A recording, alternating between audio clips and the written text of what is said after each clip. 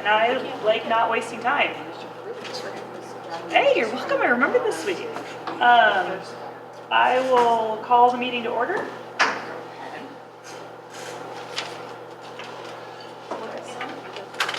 Oh, sure. Thank you. And roll call. I'm Emily Hernan, Vice Chair. Thank you. Karen James. Recall Treasurer.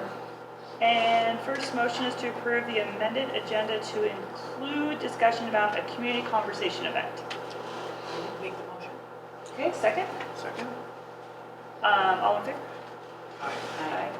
Aye. Motion passed. I need a motion to approve September 11th, 2023 minutes. I'll move to approve the September 11, 2023 minutes. I'll second. Thank you. And all in favor? Aye. Motion passes. And do we have Bonner? Yes, history tidbit. We were just saying somebody better show up because We thought we were That's going our to miss it. favorite part of the meeting. we enjoy it. Gary and Judy couldn't make it. Well, we'll miss them tonight. We had that, the event with John McLean, Blackfoot River Legacies, we called it. And that was on September 24th, real successful. I don't know if anybody got there. I was there. Yeah, it was, we lucked out with weather, etc. But it raised the question about, have we ever had a homegrown author, a famous homegrown author in Bonner Milltown? So we did. Our most famous author name was Emil Petaja, Petaja.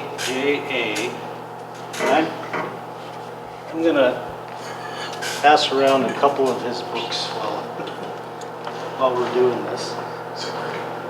When were these? Like what era? Yes. So he was born in I 1915, think so. and he was born in Milltown. His parents were Finnish and came straight from Finland in the late 1800s. So they were among the earliest mill workers. His dad was. He was a science fiction writer. He grew up in Milltown, went to Bonner School and Missoula County High School. Started out at the university, and his story goes that as he was walking along a lake in western Montana, I don't know what lake, he came upon a magazine, a science fiction magazine. I got to look for the name of it. Not that it matters that much, but I'll make this short here. But he eventually that hooked him, and he became an author when he moved to California. He moved and lived in California the rest of his life after he moved there in his 20s. Most of the last 50 years in San Francisco. But he was a contemporary and friend of the likes of Ray Bradbury, who was the only science fiction writer that I know, but and others. I mean, he went to California and immediately immersed himself in the science fiction fantasy world and lived there the rest of his life. He still clung to his Milltown roots, his Bonner roots. The Petaja family, he was the youngest of 13 children. His dad died when he was 4 of a disease, and this was in 1919, so it was just months after one of his older brothers was killed in an industrial accident at the Western Lumber Company across the river. The family still has ties. There's still Petajas in the county, and his uncle is Chuck Teague. If you guys know Chuck Teague, was a long time. He's out here forever. I think he lives in town now, he and his wife. But so these are all names that dredge up a lot of the history of Bonner. he wrote 13 novels and all kinds of magazine articles, poems. He got into detective novels. He was into all kinds of writing. And when he died, I mean, his obituary was carried in newspapers really across the nation as that level of fame. One of the books he wrote is called The Time Traveler. And it is set... Time Twister, right, which is more accurate of the story. A brief summary synopsis.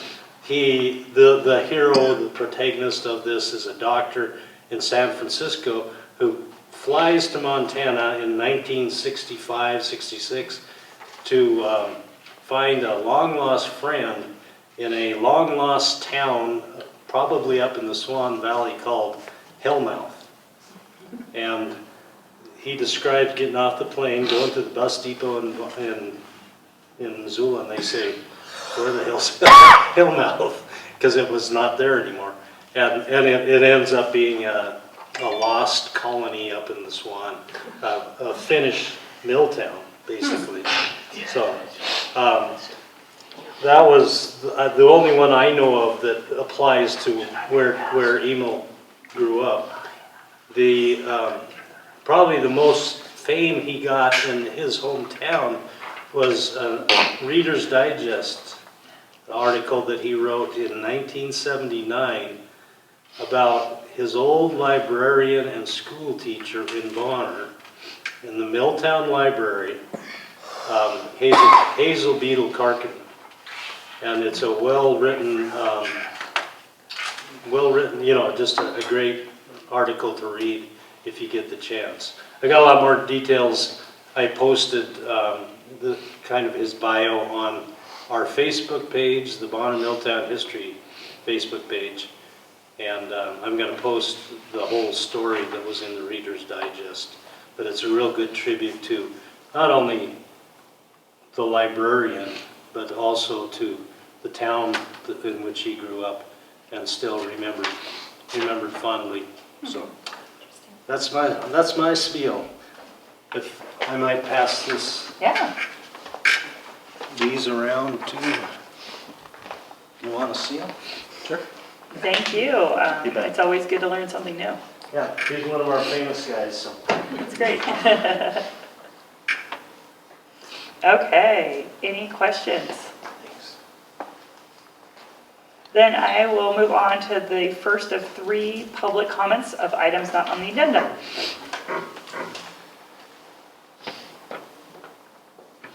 Excellent, we're going to be quiet tonight. You'll have 2 more opportunities to do that.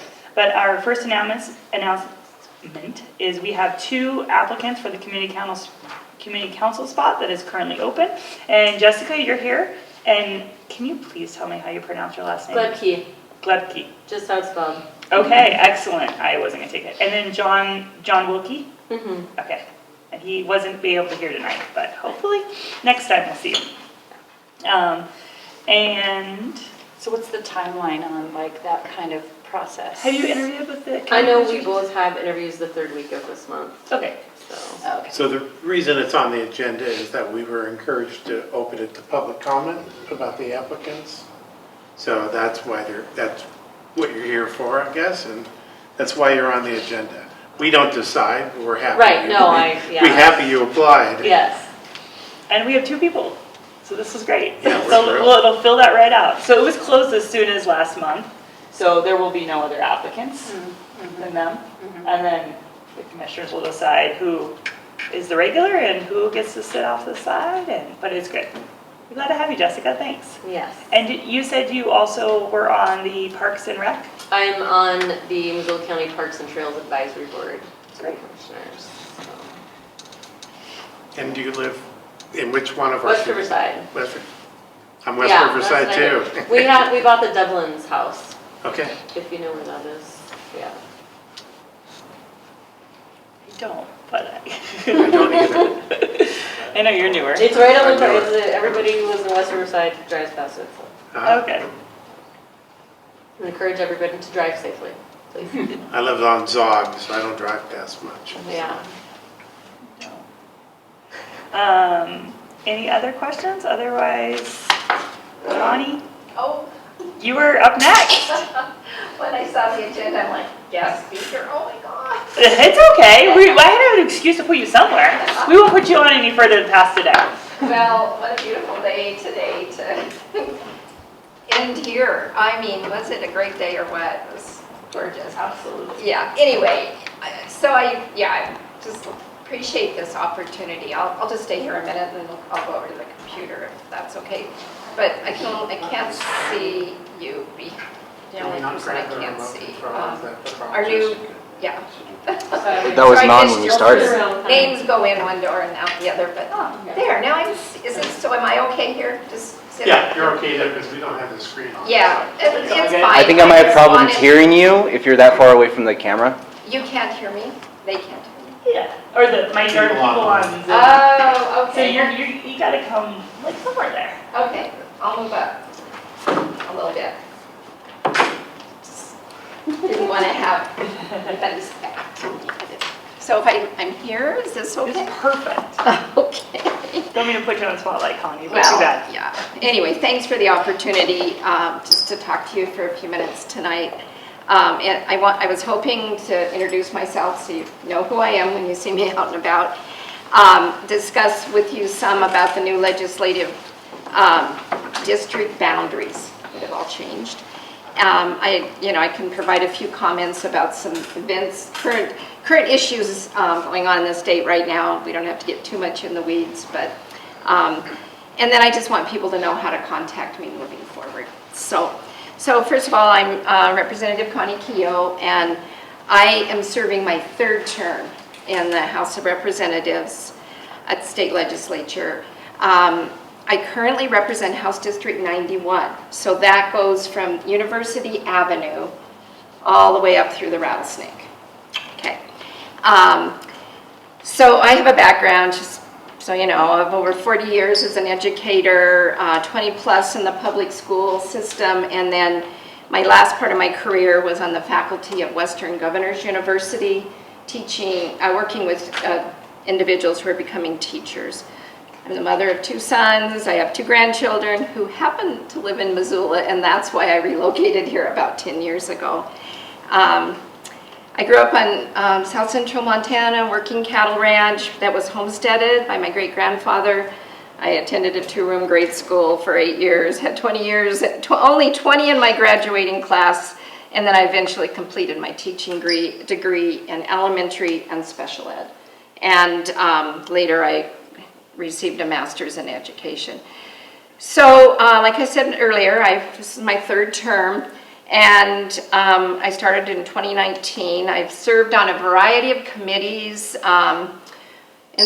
the legislature, and for the last 2 terms, I have been on Education Subcommittee, which is part of the larger Appropriations Committee. And if I am reelected, I hope to be there. So, as you know, you may or may not know, we're allowed to serve 4 terms before we're termed out, and I have 1 term left. And so I want to talk to you tonight about how our redistricting switches where we're all running, so everybody kind of has an idea who might be serving and be running in the different districts. So yeah, now that's where I want that. There's a commission that handles the redistricting, and I'm just going to kind of read off of that website, but it's the act of redrawing our legislative districts that is done. Our political districts and boundaries, that's done by a 5-member commission. And that commission is appointed right after the census, as they're getting ready to do the census. And the way they do it is the minority party in the House and the Senate each get to appoint 1 individual for the commission. And the majority party gets to each do. So there's 4 appointed members on the commission, and then they choose a bipartisan, supposedly neutral individual to be the chairman of the commission.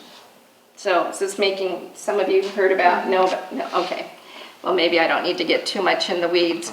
But anyway, there's all these rules around that. There's public comment, and then they also have to bring it to the legislature by the 10th day of the last term that we were in. And they did, and I guess some people probably made comments and there was whatever, but the commission did not have to change. They just went with what they had decided. So the new districts have been created, and there's a website where you can go in and you can look in more detail at different ones. Here's just a PDF of your district that I think most of you live. Turin must be in there too. Yeah. So here, Tura's right there on the edge. Oh, yeah. Yeah. So it is. So We're in there. basically what they did, and remember they have to, there's criteria that they have to follow, and the main thing is they try to get them even, the 100 districts across the state even by number. Does that make sense? Okay. So what they did to what you all who live out here know as of House District 92 is they took the chunk that incorporates Sealy Lake over to Clearwater River out, took that away and put it off to another district, and they brought in the lower Rattlesnake, which currently has there's 30% of my current constituents in the lower Rattlesnake. So now they're going to be part of this House District 92, as well as like the golf course, because that didn't used to be in this district. Anyway, so there's a new thing, and it brings up different opportunities. So, that's the seat that I'm going to be running in, and again, more information can be found on the website if we wanted to look at that. You can get in there and you can look at the big map where you open it up and find exact boundaries. You can What is the website? It's on the Montana, the best way we found it was Googling Montana State District redistricting. Okay. And you can get into it and play all you want. Go on the 2020 Commission. It's the one that's when it started, 2020 Commission. And you can find little maps like this to print out. And so I'm here to tell you I'm running for that district. I'm here to let you know that even though I'm not your representative now, I'm available to talk to you about anything that's going on. And so, if you don't mind, I thought I would talk about a couple little things that are happening in our state right now that are driving everybody crazy. Me too. Okay, well, the first thing is, the property tax situation. And, I'm just very disappointed that we as a legislator did not do a better job of figuring this out before we ended our session. We knew there was higher valuation was going to occur, and we didn't do anything to adjust that in light of now we're on a 2-year appraisal process. I mean, you guys obviously know a lot of this, but property taxes, taxation, it's very complicated. I am not an expert. But I am very concerned about the impact of the property tax increases and how that impacts everyone, including renters. We looked at trying to do a rebate that included renters, and that didn't happen. We looked at trying to do more opportunities where we could look at, we call it a circuit breaker, where we can look at income and how that relates to your property tax, and setting up some type of a better system to pay, have property tax based on that income. So, you know, right now, you guys know this, the county commissioners are in a really tough situation. They're looking at, rolling down the 90 mills. It's just tough. It's tough. I'm not sure, scared about it, I'm worried. And I just want you to know that, we should have, when we could have done better, and we didn't. And I'm just really hopeful that we can start looking in 2025 for a better way, a different pathway in Montana to deal with my view is it's a pretty unfair and antiquated tax system. So that's my two bits, a little bit about that. And then just to bring up another real concerning thing that's going on right now, it's there's been about 55,000 individuals that have been removed from Medicaid. And Medicaid coverage with over 24,500 of them being children. And I'm just, really worried about it. And as I understand, 60% or so have been because of procedural issues, not because they're not eligible. So we got a real mess right now. And, if anyone wants, I know people to try to talk to about it, but we're all finding it's really hard to talk to the State Department about it right now because their phone's ringing a lot. So there's a lot of confusion with that, and a lot of concern, and a lot of problems with our healthcare arena in general. I just had a situation with a family member who needed to be relocated, and they thought they were going to take her to Anaconda for a medical reason. Then the next thing we heard, they thought they were going to fly her to Kalispell, and couldn't bring her here because there was no room here. She finally ended up in Great Falls, and there's some behavioral issues, and so there's got to be the right placement. And so there's so much work to do for our healthcare system and the health of all the folks in Montana. So a big issue, that's a whole thing right now that's going on, but a big issue moving into 2025 is we will be needing to determine if we're going to reauthorize Medicaid to begin with. And it's going to be something to really pay attention to. And I'm supportive of that. I voted for it when we first authorized it. I think it's really important to our communities. So just things, hot items to keep you up at night, I guess. I just encourage you, though, anything that you have any ideas about, thoughts either going on now, thoughts for next session, bill ideas, reach out. Your current legislator is Mike Hopkins. Reach out to him, reach out to me, reach out to any legislator in the state. We're here to serve all the people in Montana and do the best we can. So anyway, that was pretty fast. I've got some cards here today with me that are my, how to get in touch with me. One of them, that's kind of funny, but I carry two cards. One's I'm an elected official. Here's my official contact information. It's the same phone number though, by the way. And then I do have my election, running campaign stuff too. So I'll stay around afterwards, or do you want to? I have a question, but let's. I have a question too. Oh, you start. Okay. So you're talking about reauthorizing expanded Medicaid, right? Not Yes. okay. Yeah, Medicaid expansion. Thanks. That's good clarification. Because the other is regardless. Yeah. Well, the legislature did accomplish one thing, and that is codifying ICWA into state law. Yes. And yes. I'm a CASA, so I can't tell you how important that is to us. Thank you for mentioning it. Yeah. Yeah, no, there were some good things that happened. And I always, people come to me like, oh, how do you do it?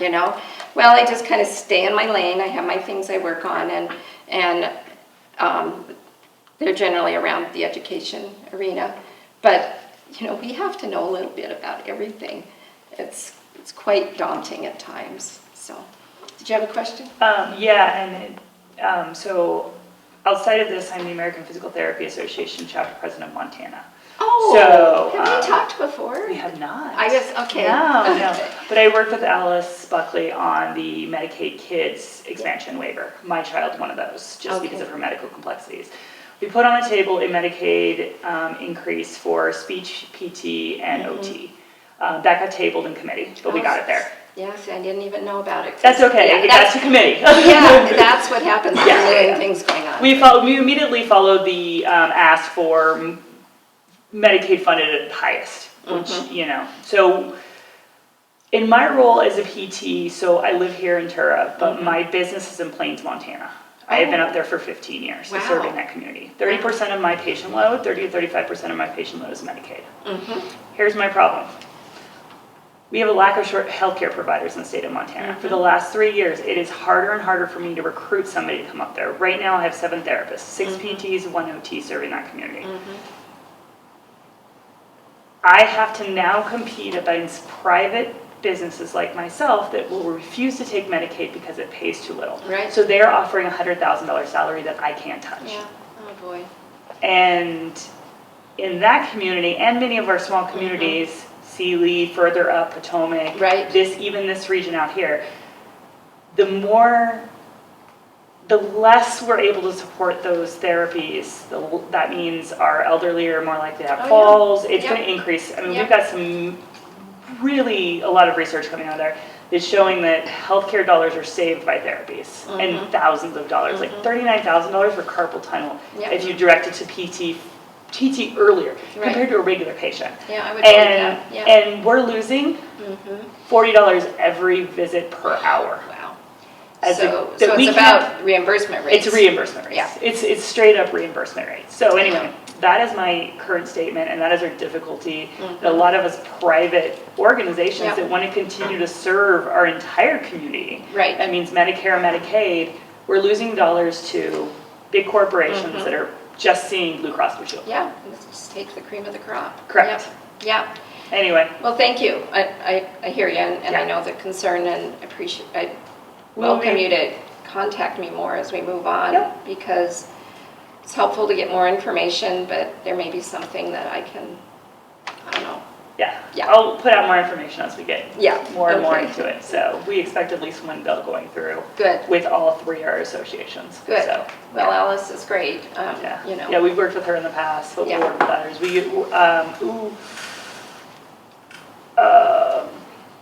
Anyway, actually the bill is being carried out of Kalispell. Okay. Okay. Yeah, actually. Courtney maybe. No? Okay. Well, S.J. Howell is our, there's only, so something else. I mean, this is, that's getting political. I was trying not to get political. No, it's okay. There was a bill that passed that regular committees during the session have always been proportionately represented by the actual, if there's 70% Republicans and there's 70% Republicans on the committees, 30% Democrats, that's all the representation they get on the committees. So that's how the session has always been, but in the past, the interim committees were half and half regardless of parties. So for me, it was just a great opportunity to learn a lot, and there's a lot of good discussion and dialogue, and now that's changed, and the committee sizes are cut down. So S.J. Howell is like one of only 2 that are really active with understanding all these health and human service issues, and they are on that committee. So I'm just pointing out that would be a good contact. Yeah, they're familiar with us, unfortunately, or fortunately. Yeah. They're all, Anybody else? Okay. Well, let me know if you have any questions, and thank you very much. Thank you. I guess I'll just sit right here now. You can go to the back if you want to. Well, that's where my water is. Oh, okay. Any more questions for Connie? Well, Public or otherwise? I guess I have a question. Sure. So will you be running against who represents us currently? No, Yeah. yeah, I skipped that. Thank you. He is terming out. Okay, he's terming out. He's Got it. terming out. So it's an open seat. It's an open seat, and the likelihood of a Democrat winning is higher than a Republican in the new district. Yeah, right. Yeah, so. Well, if you do find out who your opponent is, please let us know. We would Oh. very much like to invite him Yeah. or her also. So. You know, I looked online, there's a place, and no one had bothered to file yet. Okay. That when Bert and you and I started talking about this. When you file now, it's just so you can raise money and it's through the Commissioner of Public Practices. The time that you can officially file with the Secretary of State is between January 1st or 3rd or whatever and March 15th. So we might not know until March 14th. So, Okay. yeah, Well, good. thanks for Thanks so asking much. that. Yeah. Bouquet period, and if you haven't been here before, the bouquet period is just a shout out to the community about something that's going on or the greater, larger area. Rick, Got nothing. I like all the Halloween decorations right now.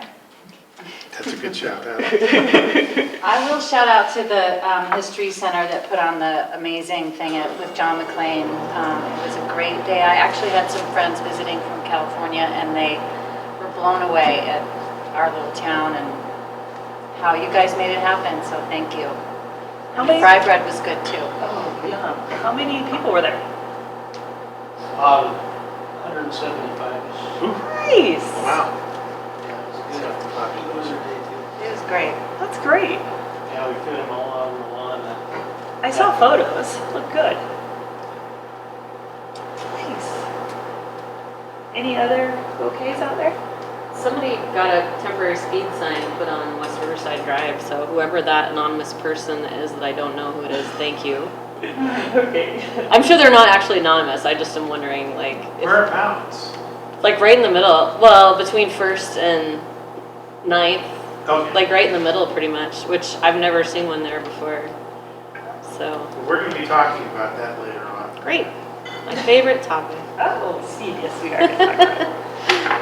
Any more bouquets? Judy sent on. Oh, good. What did Judy say? Don Felt, who I think is the past community council member. He's in his 40th year of teaching hunter safety classes this year. Wow. That is amazing.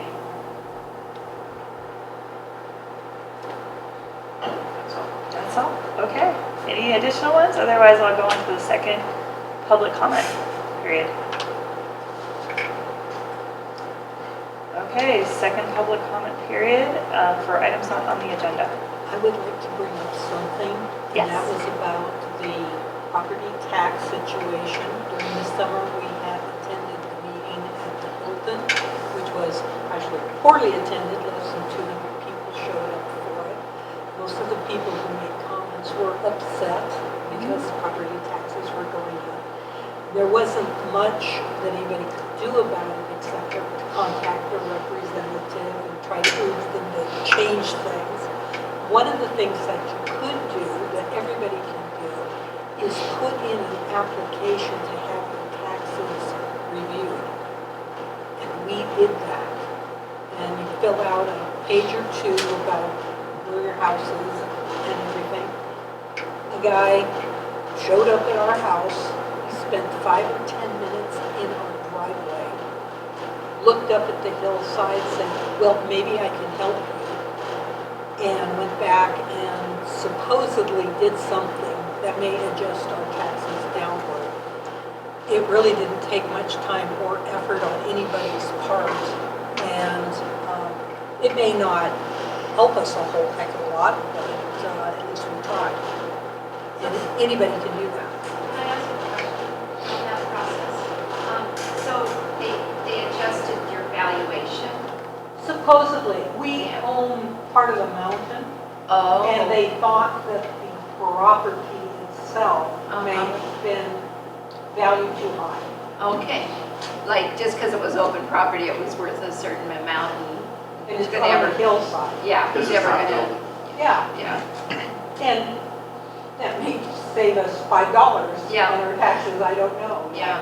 Well, But it's, we try. it is really gonna be interesting to see what our property taxes actually are. Because that first thing that came out was just a guess, you know. Well, another thing that we asked the man, he sent us some information, but it's still not clear, is about 5 years ago, the state passed a law where if you owned your house for 30 years, that you could get a rebate on your taxes. But it has something to do with, is the value of the land maybe more than the value of the house? And it was supposed to be applicable only to people in really fancy places, I don't know, Bozeman, and Whitefish, and other communities, not maybe Hillsborough. And so, still, we do not know whether we can apply for that. We meet some of the criteria, but we don't seem to meet all of it. All we can do is go over to the tax office, which is on Palmer, and ask somebody. Yeah, I'm not really sure what that is. Some kind of homestead exemption. Yeah, I hope it helps you. I hope it helps me too. Yeah. But I printed the law out, Oh. and it is written so badly that I could not make heads or tails of it. Yeah, I think things like that you have to apply at your county level for, probably. Not sure, so going in Yeah. and talking to them. Well, there was an application and paper that was a part of it, and you had to apply by March of each year for it. So number one, you have to figure out whether you can apply, and then Right. fill out the application, and then have somebody look at it and see if they think you can apply. Will you keep me notified about that? I'm really curious. Okay. Yeah. Yeah, I figure that one of these days, in the next couple of weeks, I just have to go over to Palmer with our tax paper and say, can you tell us whether we apply for that? Because there's another one that's income-based, Yes. and we get that thing in the mail every single year. But you can't make very much money when you get that in the mail. Technically, it's not a rebate, it's a reduction in your tax bill. And I don't make much money and I get an 80% reduction, so. Significant. Nice. But you have to be poor to get it, so Yes. that's not much. So. Well, there are probably many people out there who don't know really whether they could apply for it. No, yeah, And I they just let it go encourage by. people, when the commissioner was here, I encouraged people that it's for people over 65 as well, and at limited income. I encourage people, especially people who live in mobile homes, that previously were valued at nothing because they were older than 1982, I think, or 3. And so we didn't have to pay taxes. Now, those things are deemed to have value, and I would hold that they have no value because they can't be moved. They're too old to move.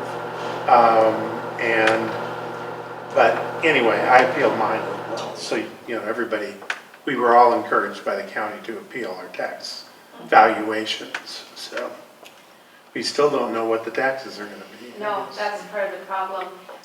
Just one quick note, I just Googled it. There's the elderly homeowner renter credit, and it's a Montana income tax credit up to $1,150 for seniors who rent or own a home in Montana. So if that's what you're talking about. I actually have an exemption for not a rebate because I didn't make enough to pay taxes. Oh, okay. So you have to make enough to pay taxes to get the rebate. But there is a county exemption Okay. for elderly and limited income. And it's anything from 20%, I think, is the least, to up to 80%. And you pay your taxes and they send you back a check. So, kind of nice. Good luck with that. Yeah, keep us up to date on the progress of those. Any other public comment? And I go into communications and I had one and I realized the application date was October 6th, It so doesn't apply. it does not apply now. So I apologize, there's no additional communication from Missoula County. So treasurer's report, 837.53, unchanged. anything in the PO box? Nothing, we get no mail Oh, whatsoever. wow, that's amazing. I mean, I'd be happy with the Subway coupons. Okay, so then we're going to move on to action items. The council will discuss and vote on whether or not to authorize the following items, which is elections for current positions of Bonner Milltown Community Council. So right now, because Callie had left and resigned, there is no chair position. And I am currently vice chair and Rick is treasurer, and we need a chair, vice chair, treasurer, and secretary. Decided between the four of us. I'll tell you, I would be willing to be chair, because I know it's my turn, sort of, to do my duty. If you wish, if somebody would take the treasurer position. I'll take the treasurer. Okay. So Okay, you'll run for treasurer, I'll run for chair. okay. I can stay in vice chair, I can go to secretary. I'm okay with Kind of switching up. doing the secretary right now. aren't I'm you? kind of doing the secretary right now. Yeah. And then that way, Jane, you would just take over the meetings if Rick wasn't here. Okay, You would want to be vice Yeah. chair? I can be vice chair. Okay. We switch all around. Are we good with that? Great. Okay. I'm good with it. Okay, Rick is chair. Karen is treasurer. Treasurer. Emily is secretary, and Jane is vice chair. And Excellent. Karen, I just need to get you on your signature card. Okay. So we'll talk about And that then- outside the meeting. Jessica, you will either be alternate or member at large. How's that? That's great. Okay, perfect, thank you. Okay.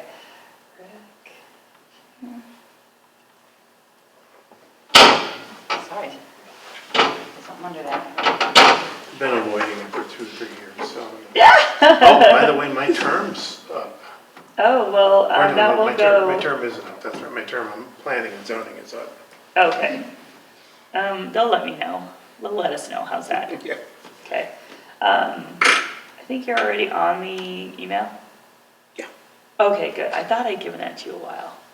I'll give that to the rest of the crew too, remind me, just in case. Okay, then moving on to discussion items, we'll take note of any available updates in the following area of interest. We have not had an all community council meeting, so we're moving on to signage around the Sha-Ron Parking. So I left 3 messages for John Seymour. He's the section house head for our area, because we had one of our constituents express a wish for a missing 55-mile-an-hour sign to be replaced just past the slide area where the road straightens out there in the meadow. And I'm very interested in getting permanent no parking signs on both sides near Sha-Ron, because they're not posted, they're just temporary signs. And he has not returned my calls, so I'll Okay. keep bugging him. 3 messages. Okay, any questions on that? And I didn't put it on the thing, but I can talk about the Marshall Mountain meeting too. unless somebody Oh, else- that'd be good. Yeah, we can, it's on the agenda, but that's good. I kept notes. Excellent. Let's put that at the bottom. Okay. We can.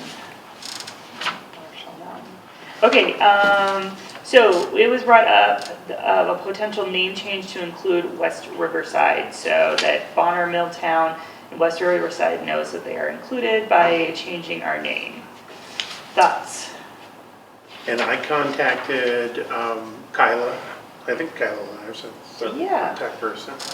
And she said all we need to do is make a motion and then send a letter to the commissioners that we want to amend our name. And they would be happy to. There are other commissions, other community councils that represent more than one community. And West Riverside is certainly a big part of this area. And I think it would, if for you that hadn't, I don't know if you heard, but they had the infrastructure meeting, and one of the things that came up was that West Riverside didn't feel represented because they didn't realize they had people on the council that were their neighbors. I am. And their name isn't in it as well. So I guess I'm going to propose that we add the name. Make a motion. Second Have some it? discussion. We can second it and then have a discussion. So, so the motion is name change to add West Riverside. So it'd be Bonner, Milltown, West Riverside. And That's then an I need a second then. alphabetical order. Jane is seconding it. Now we can have a discussion. So the Bonner Milltown History Center has had this discussion. And to us, or at least to me, that's unwieldy. That's a long name.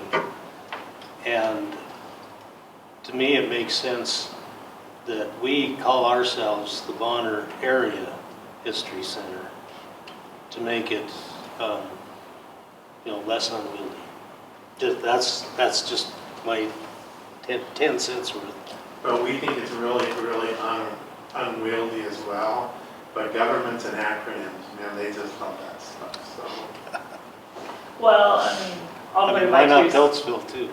I'll put in my 2 cents because we got Hillsville and we got Tura and we've got up in the Potomac. So those are 3 other communities that are not also included in the name.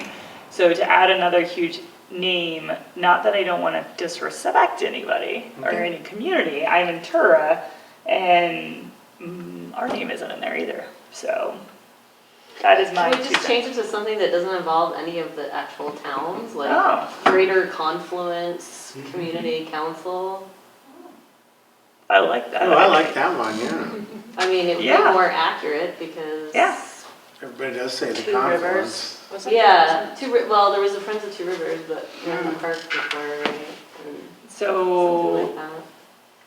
Confluence would be pretty, I like would that. stand out. I mean, it wouldn't confuse I mean, a lot of people don't even know Piltsville exists, so. Yeah, true. True. Sorry.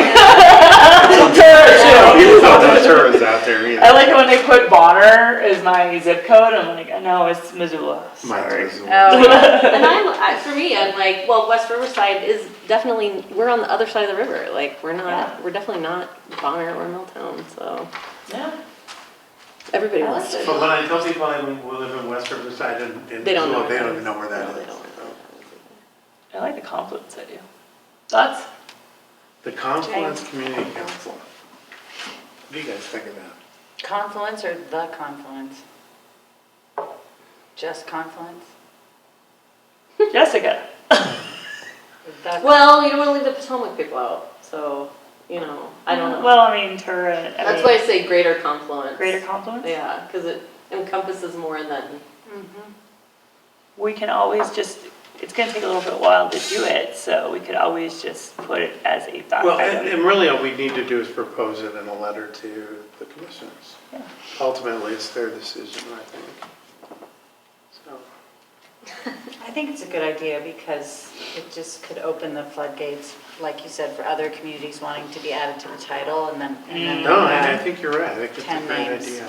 or whatever, yeah. So Well, I'm gonna drop my motion or amend it to say, be renamed the Greater Confluence Community Council. Thoughts from the community?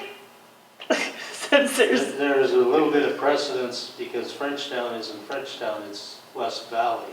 yeah, So people who aren't familiar with that really don't know what West Valley means.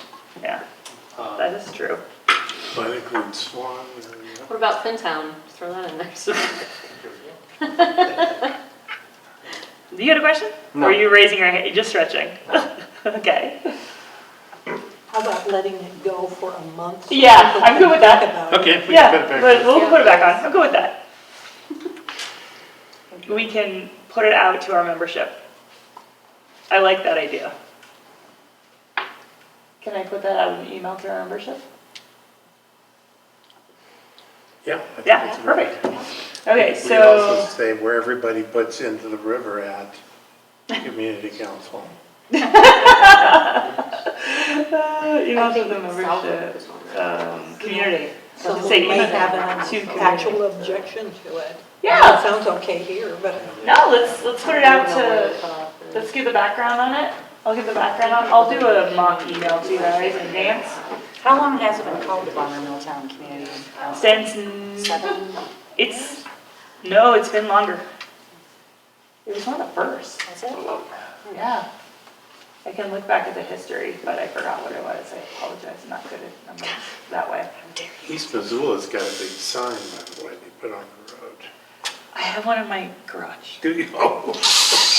But I'm in such a terrible area, I'm out in the middle of nowhere, and Yes. can I drop it off at your house, please? Okay, I'm gonna drop it off at your house, and you can be the owner of the sign. East Missoula sign? No, Bonner Milltown sign, which we Community might have to Oh, change. community council sign? Okay, okay, let's keep moving. Because so the action will be, I will email the community, see what they think about changing the name to be more encompassing of all communities within Bonner Milltown Community Council. Great. And I'll email you a mock one first, you guys can give your opinions. okay. Sounds good? Okay, cool. So now on to number 4, it was the Bonner Streetcar Trail Extension.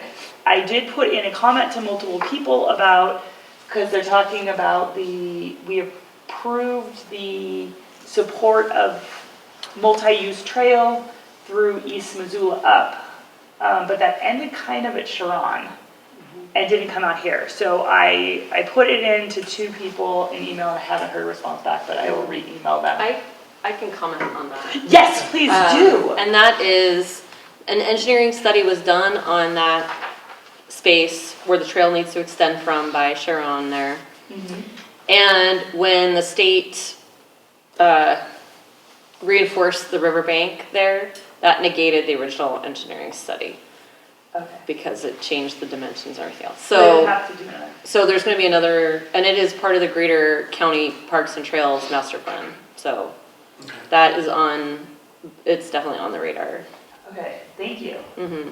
Well, then that answers my question. So, Well, there's like so Missoula, the county got like a $2 million grant to just study the corridor from, I think, Rattlesnake Drive to Tamarack, because there's been so many fatalities in East Missoula and along that stretch. So the whole thing, including especially Deer Creek, the intersection there. So anyway. so the current plan is another engineering study to be able to add that on. Okay, thank you. Yes. I emailed the wrong person. Yeah. Who did you email? I can't remember off the top of my So head. like Jennifer Davis. No, it was the person who approached me with the request for support of that. So I have to look back at my notes. Thank you for answering that question. Yeah, no problem. Okay, any comments on that? Otherwise, I will go on to number 5, which was the added to our amendment to the agenda. It's a community conversation event in Bonner Milltown. So the Missoula County is starting a series of community conversations in the rural communities to engage with people who may feel that they are overlooked and unheard in the county. The plan would have county officials from numerous public-facing departments such as Public Works, Planning and Housing, the Health Department, Parks and Trails, Clerk and Treasurer's Office, and Sheriff's Office, as well as commissioners, come to Bonner Milltown area one evening to host this event and hear directly from the residents. There would be food at the event, and it would be in such a way that the residents can converse with staff in each department in small groups rotating every 15 minutes or so to get a chance to speak with everyone.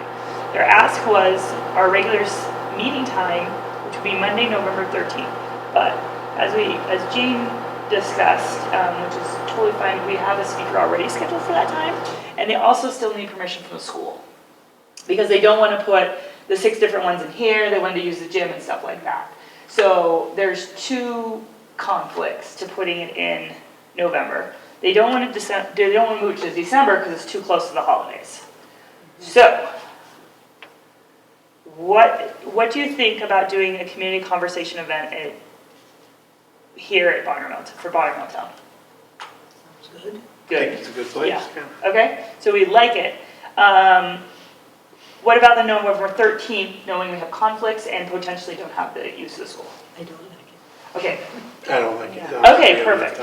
I don't think, and that was my other question. If Time to reach if we out. move it to January, we may have prime to reach out more. Yeah. Right, or Okay. even And then February. advertise it. Yeah, January and February to advertise it. Okay, so that's what I will go back to Emmy on, is the suggestion of, no, we'd like to promote this more. So I'd like to move it to January, February. I'll be in Mexico, but Oh, well, I'm sorry. I'll be attending virtually. I'll carry you around with my computer. Thank you. I'll have a bite of something through the Okay. screen. Okay, good. January, February seems a little too far. Okay, January. Yeah, we can, I mean, that was what they were asking. What would you like? I like January just because we can promote it for the next couple months. Yeah. Are they available in January? or do That would they be the not next know? question.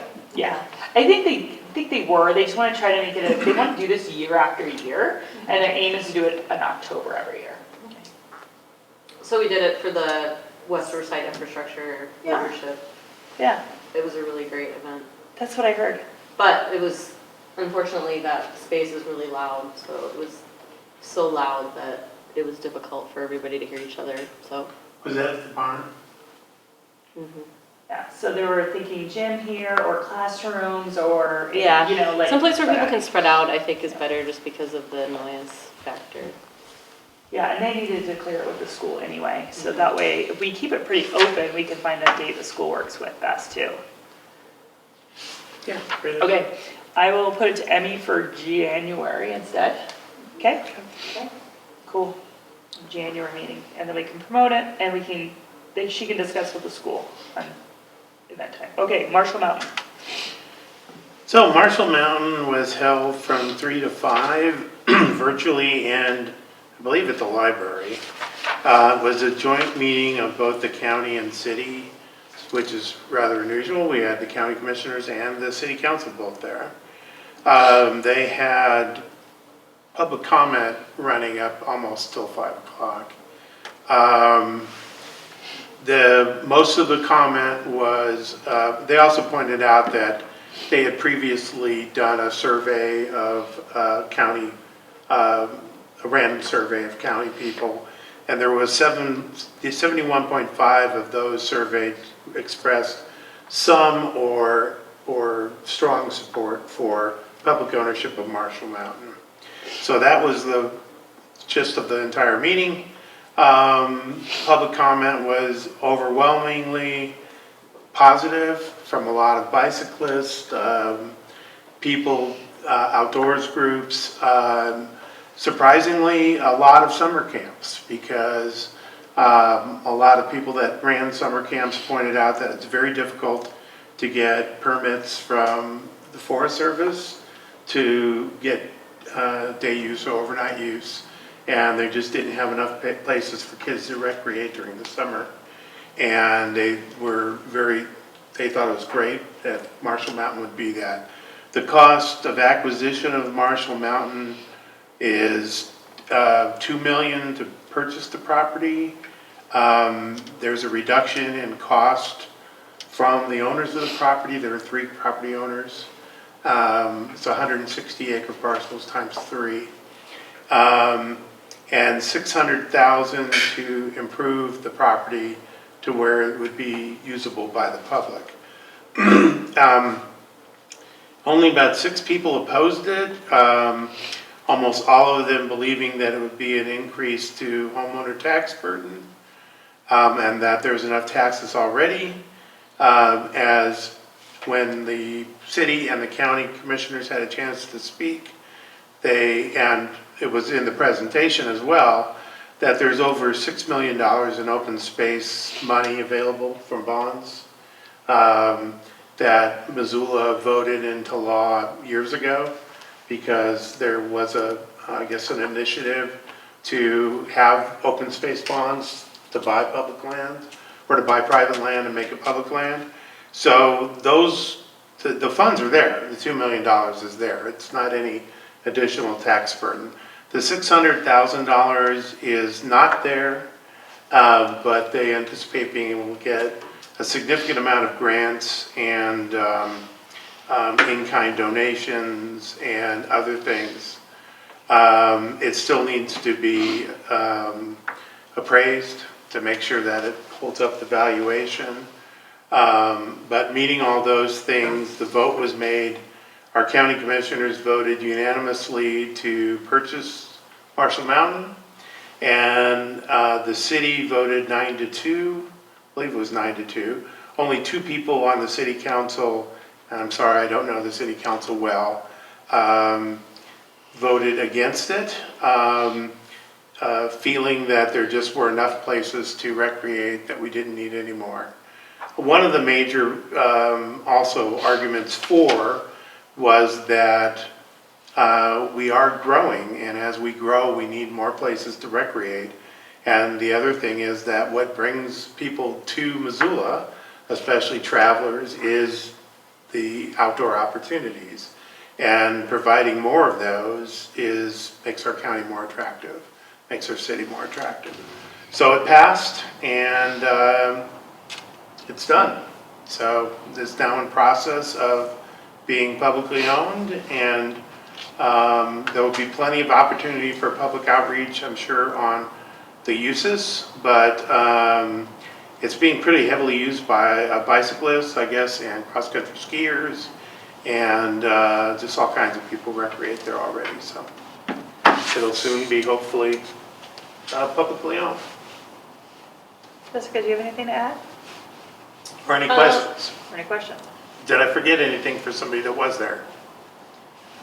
I don't think, no, I don't think you forgot anything. And I think, the point about summer camp, a ton of people use it, and I guess my understanding is that the winter use is actually sometimes way more than the summer use. Because Right, people yeah. are hiking, and skiing. Snowshoeing and Yeah. all the things. I could barely make it out to my car, so I won't be doing it. They have a good plan for increasing access for everyone. So for me, I'm like, I mean, if this is gonna happen, I guess I need to start my mountain biking again, but. Tires. Yeah, but I mean, I think one of the good things is that it potentially could bleed off some of the traffic from the rattlesnake, which I think everybody would be in favor of, so, anyway. Well, and it's certainly an opportunity just sitting there doing essentially nothing, and it's not handicapped accessible in any way whatsoever. So it definitely needs those I think improvements. our board voted to support the purchase, and the one thing that we said was just with a mind to hopefully some kind of revenue generation to offset. That was our, to the tax burden. Hypothetically, the bond comes on your taxes, right? It's already voted for, but Right. it does, Well, and the bonds are already funded, so you're paying the debt, I guess, on the bonds. Yeah. They estimated $400,000 a year to run it, and that's the part that they want to really try to find a way to offset through usage fees or whatever else, Yeah. so that could be self-supporting eventually. So Is that what they're talking about? What was it? They're talking about usage fees? I wonder what the revenue generating ideas are. they don't have any right yet. They're just in There's the acquisition process. Some event possibilities, and then also they hold races up there, so there's race entry fees. Yeah, mountain bike races, they used to hold US Natural Pro races up there, They- actually. I think the summer camps do pay a use fee already, possibly. Unless it's under Parks and Rec, which they do their own thing there. Yeah, because we've been paying to lease it, like it's not, like, so the city's been leasing it, so. Right. Oh, I just wanted to make sure I got it. It was 600,000 they need to get grant money for and that sort of thing. The 600,000 is not funded by the bonds. It's improvement Right. that will need to be done just to Yeah. make it usable. That's just to get it to safety. Yeah. Right. Right, that's like my understanding. Yep. And then the exactly. 400 to maintain it. To undilapidate it. Undilapidated, yeah. That was a great report, by the way. I heard bits and pieces, but it's good to Good. hear. It was long. It was 2 hours long. Yeah, So. I couldn't make it that day. I was wanting to know. Oh, and also it's an important source of genetically pure cutthroat Yeah, trout that's right. that they were going to use to restock other areas. Really? So Wow. that's an important, that's another major thing I forgot. When they discussed all this Marshall Mountain, aren't they still being sued by the dentist who wanted to buy it? Isn't that the cost that's gonna come up? That didn't come up, and that was between the seller of the land, not the city, not the county Okay. either. Is Yeah, Doug? the seller reneged and chose the city to buy it, so that's something, I don't know if what's going on with that, but. I haven't heard anything. The county's on the phone. Okay, Yay. that's fine. Yeah, I get it. Anything else on Marshall Mountain? That's it. Otherwise, I'll go on to the final public comment items on the agenda. Okay, our next meeting will be November 13th here or Zoom. And it is, I'm going to adjourn the meeting at 8:07.